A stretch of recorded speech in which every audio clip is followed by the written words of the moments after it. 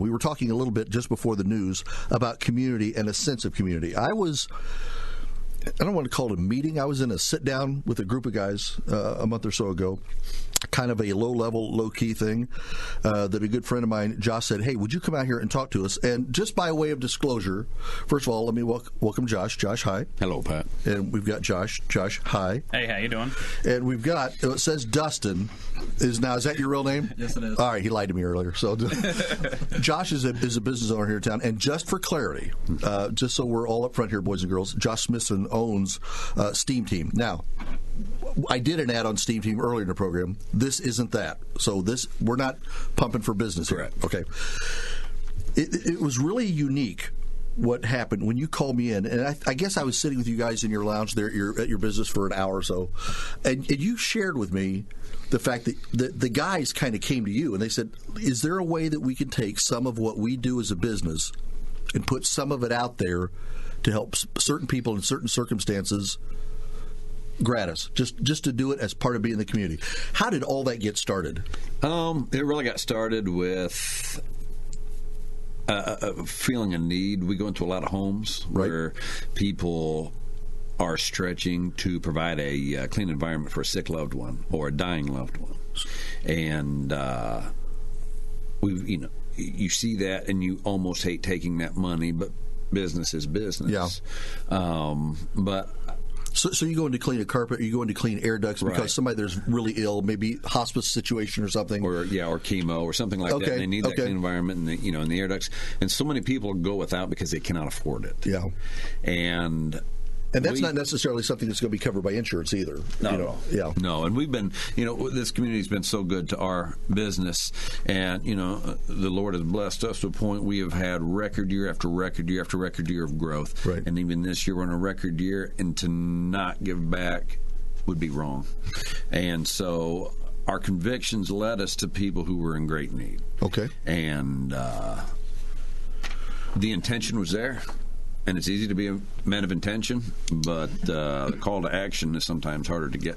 Let me talk to the other Josh. Josh, hi. Hi, how you doing? This is the redheaded Josh, one of them, as opposed to the older, not nearly as good-looking Josh. But Josh, now you and I connected a little bit when you were talking to me that day. You were sitting there across from me at the room, and I didn't say a whole lot about it that day, but my mother right now is going back through cancer again for the fourth time, and things don't look great. So that's always on my head. Sure. But you brought it up that in your family, you're kind of going through the same thing. Yeah, it's tough to watch, and like he hit on, people in that situation have to go through chemo, radiation, medications, and that stuff costs so much money. Yeah, and they've all got GoFundMes and benefits just to try to help pay for that. Yeah. They can't pay to get their carpets clean or clean all the stuff out of air ducts that could cause them to get even sicker, especially while on chemo. And when we go into those homes and you see that, like he said, I mean, business is business. But I've asked him if I could pay for deodorizer before. To add to somebody's job that they're doing. And give it to him. And that's kind of where it started for me, things like that. Like, I've always tried to do what I can do because I'm the one out there cleaning and I'm the one seeing this. Yeah. And it's heartbreaking sometimes, isn't it? I mean, you walk into a home and you're there and you're like, man, it's probably taken the last amount of money they've got set aside this week just to have me do what I'm doing. Especially when he or she's in the bed and I'm actually talking to the nurse or so-and-so and they're whispering to me that, they've got 6 months or whatever it is. And there's only so much you can do, but you always want to do more, and that's what this is for. Let me get Dustin in here a minute. Dustin, is it believable to you that if you could go in, you and some of the other guys that work where you work, there was SteamTeam, you could go in, really get a house clean or something, that you might even actually be adding to the days that somebody might be able to live and keep going? It's a good feeling. Yeah, I mean, do you sense a lot of what Josh said? He senses that sometimes you're in a home and you're like, they need to have more than this, and there's just no way they can afford it. Oh yeah, it's definitely a way to give back. Yeah, it's a good feeling at the end of the night when you go to bed and you lay down like, you benefited those people and you helped. Yeah, let me talk to Josh, the owner, again real quick, because what he just said, it's a good feeling at the end of the night, because at the end of the night you have this good feeling. You can go at the end of the night and make all the money, Or sometimes, as a business, you can go the end of the night and still make a pretty good income, but also have that feeling, we cut a few corners, we did a few things today to help somebody that we couldn't have done for them what we did if they had to pay for it. That's also got to be an incredible feeling. Oh, it's a fantastic feeling. I mean, it's part of stewardship, and stewardship's a good word. I mean, that's kind of a lost art today, isn't it? The sense that I owe something back. And there is a sense of gratification that comes with working for your hands. Mm-hmm. If you spend time doing physical labor for somebody else, that's so much different. I'm not saying writing a check is wrong. It's not. But there is so much more gratification when you can do labor of your hands to benefit somebody, and like you said, to help extend their days, because a clean environment is phenomenal. What an air duct cleaning can do to a house is huge. And so for these guys to volunteer, I brought it to them, and for them to all immediately jump on board, and I never asked any of them. And they did, too, to a man. I mean, when we sat in that meeting that day, I mean, there wasn't one of them that had a look in their eye like, kind of count me out on this. I mean, everybody was buying in. They were in it in a heartbeat, and, when you own a service company, it's service, and that comes from the heart. Yeah. And these guys have servants' hearts, and they want to give back out of compassion, not out of obligation. And you can't ask for anything more as a boss or as an owner to have a group of guys like that. It makes you kind of proud, doesn't it? Almost like a proud dad. Crazy proud, yeah, absolutely. I mean, it's nuts. Absolutely. I mean, even though they're not to still just have a reason to. You can't have it all. You can't have it all. Let me do this. I'm going to ask guys to hang on for a second. I need to take a quick break. When I do, I want to come back and talk to them about what they think that this says to them as a business and what it might say to other businesses if they too could somehow get impacted. There might be a business owner that's sitting out there right now that maybe does what they do or does something totally different from what they do. And they might say, you know what, there are certain people, maybe they are people that are also sick or people that are just down and out or people that are in this negative situation or that negative situation. If we could maybe extend ourselves just a little bit, we might help change some of their lives. I think this goes back to that whole thing of community we talked about. We're going to pick that up just the other side of this short break. And we're back. Hi, everybody. It is the Pat Miller Program on this Thursday edition. Coming up after the news at the bottom of the hour, we'll talk a little bit about Honor Flight and some of the people that were involved in the 400th Honor Flight done by U.S. Air and the Honor Flight that had the 1,000th veteran from Northeast Indiana on it. That was the flight that happened yesterday, starting at 4:35. We'll talk about that. But first, we go back to the gaggle of guys that we have. Is it a group, a gaggle? Is it a herd? What is it? So we've got Josh, and Dustin, and we're talking. So, this is a little risky for you to say we're going to take a part of our business because you still have to stay in business. I mean, you still need to make money because these guys do like to get paid. But we also want to give out. So you also have to be careful. And other businesses, if they decide we want to be very community-minded in what we do, you still have to protect the business. So how do people get a hold of you? How do you know it's not just some guy saying, I want my carpets cleaned, I don't want to pay for it? I mean, well, right. I mean, we don't want to take any requests over the phones. Right. Those phone lines need to stay open so we can pay for these duties. So we have an email set up specifically for it, and it's just steamteamcares@gmail.com. Okay. So when I give out the phone number, we're talking strictly business. Strictly business. Okay. So, I mean, that's somebody that says, hey, I need the carpets cleaned. I'm going to pay however many dineros it is to have the carpet cleaned and do all that stuff. Right. But SteamTeam Cares at Gmail, and that's for somebody to make a submission to say, I wish you would, just briefly, state your case, kind of explain. Unfortunately, I mean, with the demand that's out there, we're not going to be able to service everybody. Yeah. But, we will pick and choose. Yeah. And that's a little like here. Every year we do penny pitch. Yeah. And, we have a charity that we do all through the whole penny pitch thing, Thanksgiving to Christmas.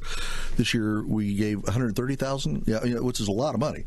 But, you kind of vet everybody and you make sure you want to know that you're doing what it is. You're going to have people try to pull the wool over your eyes now and then, but you want to know that it's as legitimate as you can make it. Don't you imagine, too, a lot of people aren't going to call up or write up and say, hey, I really need you to do this for me because, but they'll say, hey, there's a family down the street, and here's their situation. So you'll have other people telling you about their situation, and that almost becomes a little more genuine, doesn't it? Yeah, absolutely. I mean, I hadn't even thought about it that far, but you're right. And those are very genuine ones. And we look forward to that. And with these guys, we at our meeting on Monday, we have decided to we're going to set a goal to push ourselves as far as we can.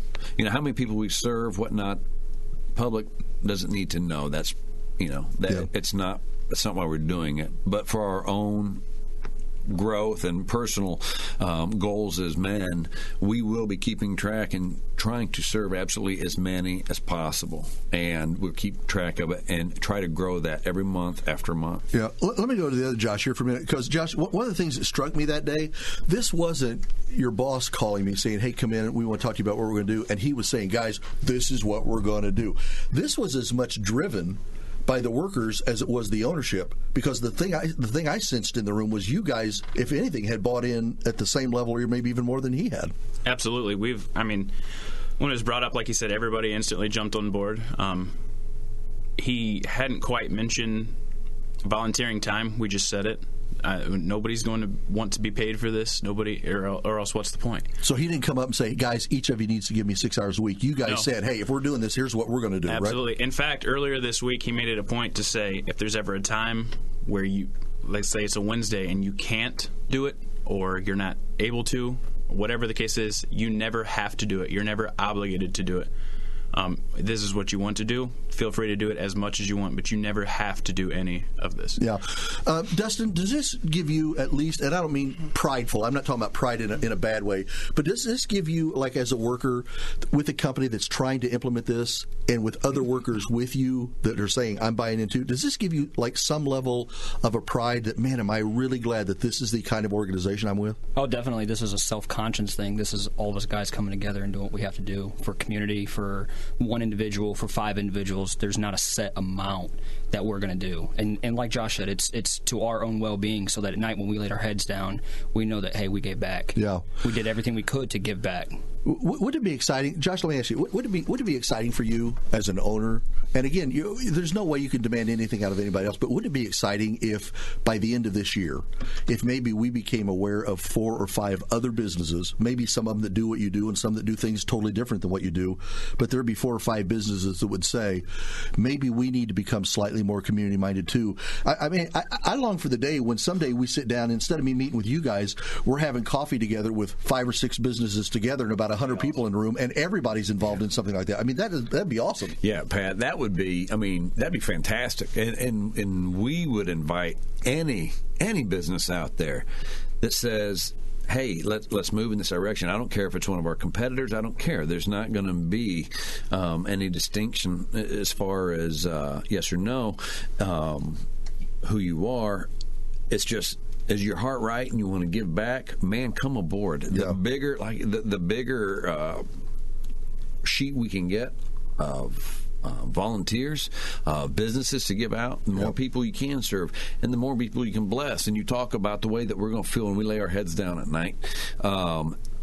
It's more how the people are going to feel that we serve that night. Somebody's asked me online, they're saying, is there a way for other businesses to grab the baton and do what you're doing? Would it make sense if they use that same email address, SteamTeamCares.com or Gmail, to get a hold of you just to say, hey, I run a business and this is what I do. Can we get together and talk with you guys about how that works and maybe what you're doing we could do? Because to me, that starts to be the exciting part of the whole deal. I think it'd be fantastic. And I mean, we're slotting out once a week to broadcast it. And if we can bring other people on board with it to let the public know, what all is involved, what all is available to them. Yeah, we'd love to. And so anybody that wants to jump on, please contact us. I just got another text from somebody, and I have an opinion on this. You can do to me whatever you want to do. They said, is there a way we can donate to help SteamTeam to help more people? I guess you could. One of the ways they can donate is letting you genuinely know people that really need help. Yeah. I mean, that's the way to do that. Yeah, I mean, this isn't a money-making thing for you to do this. No, it's not. And whoever sent that, I can't thank them enough for their intent and their heart behind that. And as far as helping us, pray for the organization. Everybody needs support. Just that we'll be able to serve as many as possible, help us find people that we can help, and also, more than anything, help get other people involved. Like you said, get this sheet bigger and bigger. It's not just a SteamTeam thing. Yep. I would just love it if by the end of the year we had several businesses involved, and we just start. I say we. I'm not one of them, but if there were just group meetings of you guys, and maybe the first Monday of every month you meet somewhere for a cup of coffee and everybody starts sharing stories. Can you imagine what that'd be like? That'd be amazing. I'll tell you what they'll be. They'll be 3-hour meetings because people get together, start crying and talking and everything else. Look at those 3-hour meetings. Yeah, there'll be no end to it. Well, it keeps you from having to work for this guy. So there you go. Hey, well, listen, guys, thanks for coming in. Dustin, thanks for being here, man. Yep. Josh, thanks. Thank you for having us. That's the redheaded Josh. That's the one that we really like. And then Josh, first of all, great business. Congratulations on that. But congratulations, really, on having a group of guys that coming together and doing something like this makes sense. It's got to make you feel rewarded for that. Thank you. Yeah, you have no idea, and I really appreciate the time that you put out for this. So the time that we're going to do what we're going to do in the future, that's not done yet. So there's the guys. If you have interest in this, SteamTeamCares@gmail.com. Again, they're not asking for your money or anything like that. They're just genuinely trying to find people that they can genuinely, truly help. And if you'd like to be involved, send them an email, and I'm sure that